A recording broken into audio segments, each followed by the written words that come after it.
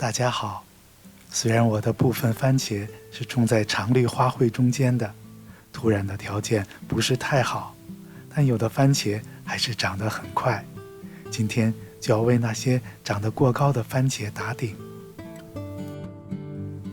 打顶的目的是让番茄的营养能够合理的分配，尤其是针对那些非限定性生长的番茄。如果任其主茎不断的滋长，就会导致下层的果实弱小。一般家庭种植，当番茄长齐4、5岁花序时，就需要打顶了。如果你种植番茄的地段比较宽阔，肥力雄厚，就可以考虑留到6、7层花序。如果是盆栽的番茄，更需要及时的打顶控旺，以保证我们能够得到足够大的果实。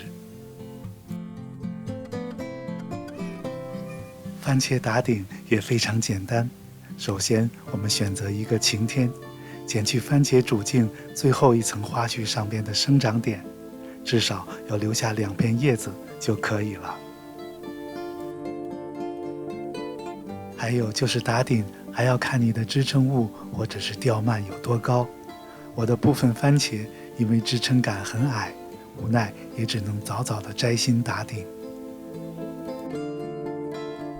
打顶的同时，也想和大家交流一下有关番茄留果的问题。为了能让每一层的果实都能够营养均衡，留果也要有一定的规律。如果是小型号的番茄，除去极小果以外都可以保留下来，而中型的番茄底部可以保留3到4个果实，而大型号的番茄最下层留果最多也不要超过3个。